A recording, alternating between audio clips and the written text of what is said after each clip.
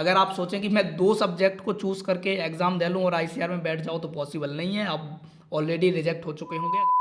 Hello everyone, this side Alok Sahu. I am BTech final year student from NDRI Karnal and आज हम बात करने वाले हैं काफ़ी इंपॉर्टेंट टॉपिक पर। ऑब्वियसली बहुत सारे स्टूडेंट्स को डाउट आ रहा था कि वो आईसीआर के लिए जो एप्लीकेशन फॉर्म भर रहे हैं सीयूईटी के थ्रू वो सही है या नहीं है, तो आज हम उसी चीज़ को वेरीफाई कर रहे होंगे। तो ये जो फॉर्म है ये मेरे एक कजिन का फॉर्म है जो कि इस साल 12th में है एंड वो आईसीआर के लिए अपियर होने वाला है। तो उसका जो फॉर्म है वो मैंने ही फिल किया है। तो जिन स्टूडेंट्स को डाउट हो रहा है या फिर डाउट है कि वो जो फॉर्म फिल कर रहे हैं या फिर उन्होंने जो फॉर्म फिल किया है वो सही है या नहीं है, तो इस फॉर्म में हम सारा रिव्यू कर रहे होंगे कि आपको क्या क्या चीज़ें करनी चाहिए एंड क्या क्या कर सकते हैं। वो सारी चीज़ें जो भी होगी एक एक करके हम डिस्कस कर रहे होंगे। बहुत सारे स्टूडेंट्स को जो डाउट था, आई होप कि इस वीडियो के बाद डाउट नहीं रहेगा, सारी चीज़ें क्लियर हो जाएंगी। एंड अभी तक मैंने ये फॉर्म जो है इसमें सिर्फ उसका रजिस्ट्रेशन किया है, सारी डिटेल्स फिल कर दिए हैं, सिर्फ फी पेमेंट रहता है, उसके बाद ये फॉर्म कंप्लीट हो जाएगा। तो मोस्टली जो स्टूडेंट्स को डाउट आ रहा था वो यूनिवर्सिटी सिलेक्शन में और सब्जेक्ट कॉम्बिनेशन में डाउट आ रहा था। बाकी जो थी वो आपकी पर्सनल डिटेल्स थी। तो पर्सनल डिटेल्स तो ऑब्वियसली बहुत ज़्यादा दिक्कत नहीं कर रहे होंगे, आप इजीली उनको फिल कर पा रहे होंगे। बाकी जो सब्जेक्ट कॉम्बिनेशन और यूनिवर्सिटी सिलेक्शन के बारे में बातें हैं वो हम एक एक करके इसमें कर लेंगे। तो आई होप कि उसके बाद आपका कोई भी डाउट नहीं रहेगा। तो यहाँ अगर हम देखें तो मैंने सारी डिटेल्स उसकी फिल कर दी हैं। अब सिर्फ फाइनल सबमिट रहता है जिसमें हम रिव्यू कर रहे होते हैं पूरे फॉर्म का,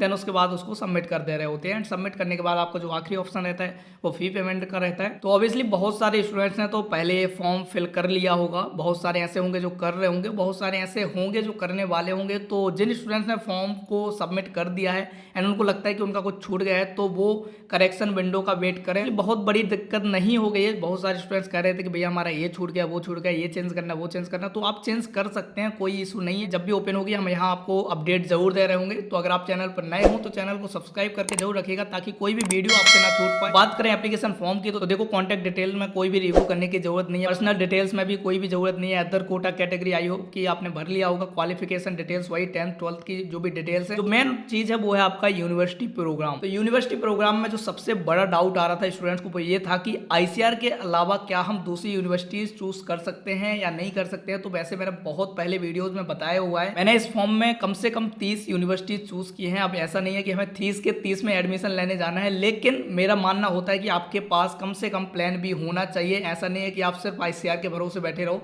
ऑब्वियसली आईसीआर एक बहुत अच्छा ऑप्शन है, लेकिन आपको दूसरे ऑप्शन भी रखने चाहिए। तो देखो सबसे पहले मैंने उसका आईसीआर ही फिल किया था क्योंकि आईसीआर में काफ़ी अच्छे ऑप्शन है। उसके बाद मैंने बीएससी ऑनर्स स्टैटिस्टिक्स अलीगढ़ मुस्लिम यूनिवर्सिटी में भर दिया एंड उसके बाद काफ़ी सारी यूनिवर्सिटीज़ हैं जहाँ जहाँ मुझे बीटेक मिला, बीटेक कर सकता था वो सारे ऑप्शन मैंने इसमें फिल किए हुए हैं। तो इस चीज़ को देखकर आप क्लियर कर सकते हैं कि आप जरूरी नहीं है कि सिर्फ आईसीआर फिल करें, आप आईसीआर के अलावा भी बहुत सारी यूनिवर्सिटीज़ को फिल कर सकते हैं, कोई दिक्कत नहीं होगी। एंड दूसरी चीज़ सब्जेक्ट कॉम्बिनेशन, आपको उस यूनिवर्सिटी के लिए क्या क्या चाहिए वो आपको देख सकते हैं, यहाँ लिखा हुआ है। मिनिमम आपके 3 सब्जेक्ट होने चाहिए। यहाँ जितने सब्जेक्ट लिख दिए हैं वो सारे होने जरूरी नहीं है। जैसे कई लोग पूछ रहे थे कि भैया क्या हमें फिजिक्स, केमिस्ट्री, मैथमेटिक्स, बायोलॉजी और एग्रीकल्चर पांचों को चूज करना है? नहीं, आपके 12th में जो सब्जेक्ट थे आपको वही चूज करना है। लाइक अगर आपके 12th में पीसीएम था तो पीसीएम चूज कीजिएगा, पीसीबी था तो पीसीबी, और एग्रीकल्चर था तो एबीसी, और पीसीए जो भी आपका ग्रुप बन रहा हो 12th का वो आप चूज कीजिएगा,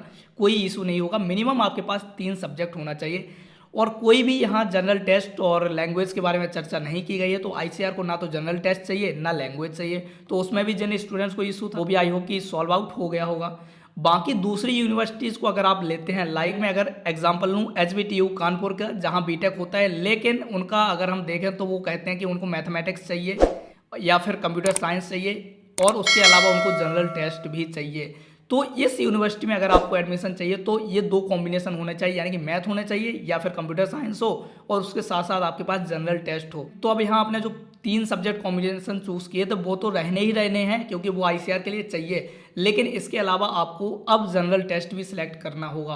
और जनरल टेस्ट के साथ साथ मैं आपको सजेस्ट करूंगा कि इंग्लिश भी सिलेक्ट कर लेना। एक लैंग्वेज होनी चाहिए, एक जनरल टेस्ट होना चाहिए, बाकी 3 आपके कॉम्बिनेशन होना चाहिए, यानी कि मिनिमम आपको 5 सब्जेक्ट चूज करने चाहिए अगर आप आईसीआर के अलावा दूसरी यूनिवर्सिटी में भी जाना चाहते हैं। तो अगर मैं इसके सब्जेक्ट कॉम्बिनेशन की बात करूं तो मैंने जैसे पहले कहा हुआ है वैसे ही है कि मैंने इसके 5 सब्जेक्ट चूज किए हैं, लाइक केमिस्ट्री, फिजिक्स और मैथ, जो कि मेन है आईसीआर के लिए। उसके अलावा मैंने उसका एक जनरल टेस्ट और इंग्लिश भी चूज किया क्योंकि ये जो 2 कॉम्बिनेशन है सब्जेक्ट्स के, जनरल टेस्ट का और लैंग्वेज का, वो बाकी यूनिवर्सिटीज में एडमिशन लेने के लिए उसको काफ़ी हेल्प करेगा।